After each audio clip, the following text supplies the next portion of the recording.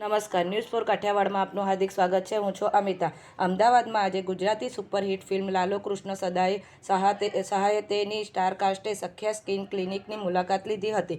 ફિલ્મના ડિરેક્ટર અંકિત સખ્યા ઉપરાંત અભિનેતા કરણ જોશી, રીવારાજ અને સુહૃદ ગોસ્વામી પણ આ મુલાકાતમાં જોડાયા હતા. સેટેલાઇટ વિસ્તારમાં શિવરંજની ક્રોસ રોડ પાસે આવેલા શીતલ વર્ષા 5 ખાતે સ્થિત સખ્યા સ્કિન ક્લિનિકમાં સ્ટાફ દ્વારા આખી ટીમનું ભવ્ય સ્વાગત કરવામાં આવ્યું. સ્ટાર કાસ્ટે રિસેપ્શન પરથી ક્લિનિકના વિવિધ વિભાગોની મુલાકાત લીધી અને ડોક્ટર સાથે સંવાદ કર્યો હતો. ટીમને ક્લિનિકની નવીનતમ ટેકનોલોજી અને સુવિધાઓ વિશે વિશેષ માહિતી આપવામાં આવી હતી. સ્ટાર કાસ્ટે પૂછેલા તમામ પ્રશ્નોના સંતોષકારક જવાબ અનુભવી ડર્મેટોલોજિસ્ટની ટીમે આપ્યા હતા.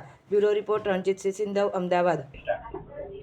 લાલો મૂવી સક્સેસ ગયું છે, તમે બહુ સારું કિરદાર કર્યું છે. ગુજરાતી કૃષ્ણ ભગવાન જોવા લોકો માટે અલૌકિક જેવું લાગ્યું છે, તો શું કહેવા માંગશો?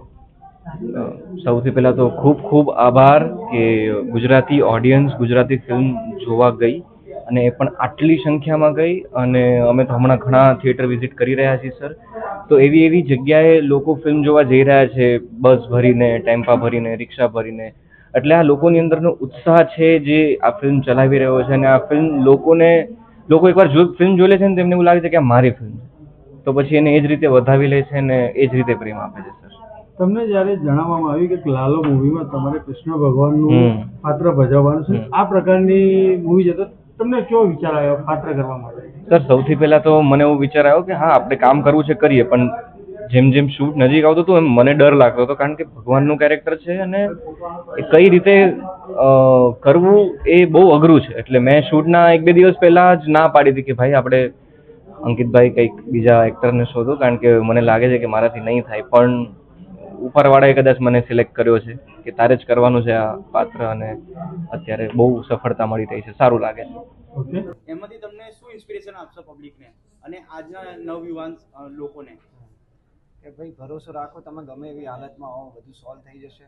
એક શક્તિ છે જે કામ કરે છે, જે અમારા ફિલ્મમાં પણ કરી જ છે, અમે તો અનુભવી છે. તો પોતાના ઉપર ભરોસો રાખો, કોઈક શક્તિ ઉપર ભરોસો રાખો, બધું સોલ્વ થઈ જશે. પણ સર, આ મૂવી જ્યારે બનતી હતી અને ત્યારે તમને કોઈ આભાસ થયો છે શ્રી કૃષ્ણનો કે જીવન ચરિત્ર પર તમે ક્યાંક ભૂલ કરી છે, એમનો તમને કંઈક અહેસાસ કંઈક થયો છે? જેમ કે મને તો રોજ અત્યારે બી થાય, તમે આ સવાલ પૂછો તો તમે મારા માટે કૃષ્ણ.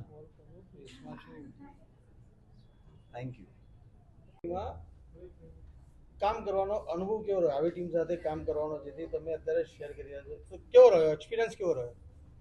ફિલ્મના ટ્રેલરમાં એવું દેખાડે છે કે અલૌકિક મિત્રતાની વાર્તા. મને એવું લાગે છે કે અમે જ્યારે આ શૂટ કરતા હતા ત્યારે પણ મને અલૌકિક મિત્રતા દેખાતી હતી. મેનિફેસ્ટ ફિલ્મ્સની જે આખી ટીમ છે, અંકિતભાઈ છે, વિકીભાઈ છે, કૃષાંશભાઈ છે, જે કેમેરાની પાછળના લોકો છે, કે પછી કરણ છે, સુહૃદ છે, અને ઇવન પ્રોડ્યુસર્સ, તો એમ એક રીતે જોવા જઈએ તો પ્રોડ્યુસર્સ નથી, અંકિતભાઈના બધા ફ્રેન્ડ્સ છે કે જેમને પૈસા નાખીને આ ફિલ્મ બનાવી છે. તો અલૌકિક અનુભવ પણ અલૌકિક રહ્યો, અને આ મિત્રતાના લીધે જ કદાચ આ ફિલ્મની એક વાઇબ્રન્સી બહુ અલગ હતી શૂટિંગ વખતે પણ. આનું આખું મૂવી અમદાવાદના કયા ઠેકાણે આનું શૂટ થયેલું છે ને આના બનતા કેટલો સમય લાગ્યો? અમદાવાદમાં નથી થયું શૂટ, જુનાગઢમાં થયું છે. તમારે બાકી લાગે જોવાનું? ના, જોઈ લીધી છે. તો અમદાવાદ ક્યાં આવ્યું એમાં? અરે એટલે અમદાવાદ બોલે ગયો, બાકી આનું શૂટિંગ ક્યાં થયેલું છે? આ ફિલ્મનું મુખ્યત્વે શૂટિંગ જુનાગઢમાં થયું છે. એ સિવાય દ્વારકા, વેરાવળ, ભાલકા અને અલગ અલગ જગ્યાએ, ટૂંકમાં કાઠિયાવાડમાં, સૌરાષ્ટ્રમાં અલગ અલગ જગ્યાએ શૂટ થયું છે. ઓકે.